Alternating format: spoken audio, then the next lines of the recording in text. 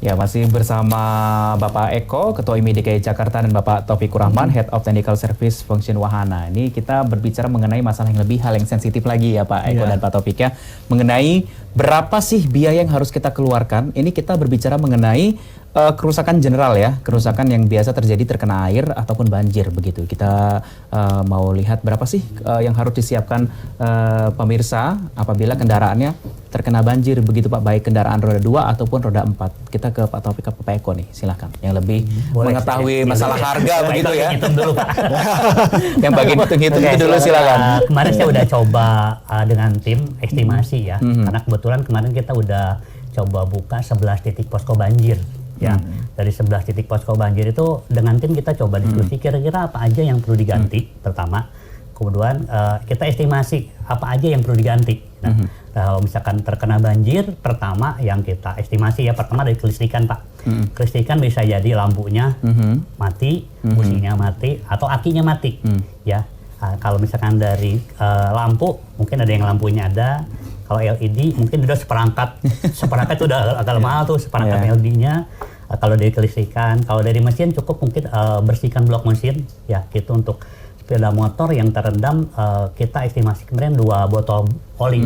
Pertama oli kita kuras pertama, kedua oli kemudian oli pertama dimasukkan, hidupkan supaya sirkulasi dulu, baru dibuang lagi, baru tambah oli yang kedua untuk memastikan. Jadi memang bersih. Ada tahapan-tahapan ya. Kita ke Pak Eko deh. Pak Eko, ini khusus wilayah Jabodetabek ataupun DKI Jakarta yang memang rawan banjir seperti Pak ya. Ini kita berbicara, kita bukan ahlinya sebenarnya Pak. Kita akan berbicara mengenai asuransi begitu ya. Ada kemarin saya sempat membaca begitu dari dilansir dari media online begitu dari Asosiasi Asuransi Umum Indonesia, dari Ahmad Sudiar Dalimunte ini mengatakan polis asuransi properti dan kendaraan bermotor standar ini tidak menjamin risiko banjir.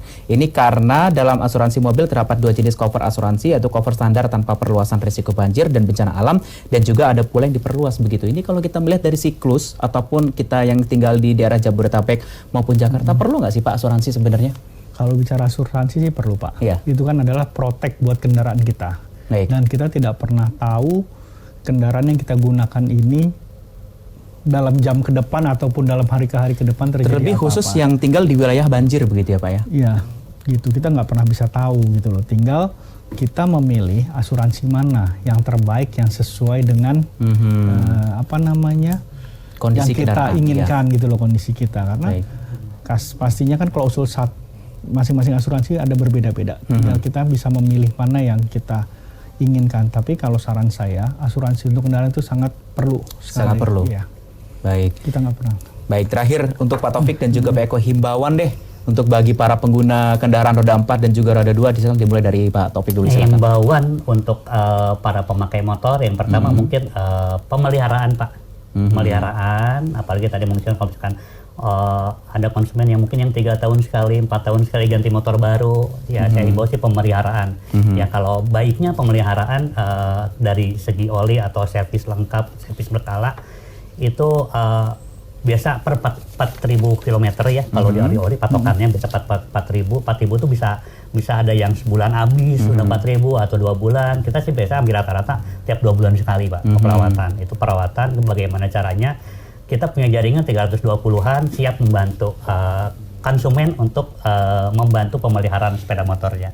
Ya kalau misalkan apa aja yang perlu diganti, kita ada pedoman maintenance apa, spare part apa yang perlu diganti per kilometer. Ada kilometer 4.000 perlu diganti, ada per 10.000 perlu diganti, ada per 8.000 perlu diganti. Itu asal konsumen mengikuti pedoman itu, servis berkala rajin, insya Allah bisa. Pak Eko, silakan terakhir Pak Eko, singkat saja Pak. Sama Pak, yang pasti kuncinya adalah perawatan dari pemilik kendaraan itu masing-masing. Karena tanpa adanya perawatan, kendaraan itu juga tidak akan bisa maksimal dipergunakan untuk kesehari-hariannya mereka. Gitu. Yang utama, sebelum kita berkendara, ya wajib mengecek untuk seluruh cairan yang ada di dalam kendaraan, baik itu oli ataupun air pendukung lainnya. Setelah itu,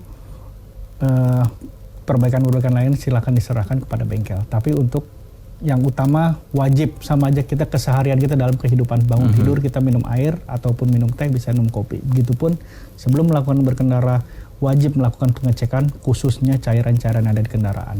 Baik, terima kasih Bapak Taufikur Rahman, Head of Technical Service Function Wahana. Terima kasih sudah hadir di Newsroom Pak. Kemudian juga Bapak Anondo Eko, Ketua DKI Jakarta. Terima kasih sudah hadir di Newsroom siang hari ini. Terima kasih Pak. Dan saudara, sejumlah informasi dari mancanegara masih akan kami hadirkan. Di antaranya pemerkosa ratusan pria di Inggris divonis penjara seumur hidup. Dan jangan kemana-mana pemirsa, tetaplah bersama kami di Newsroom.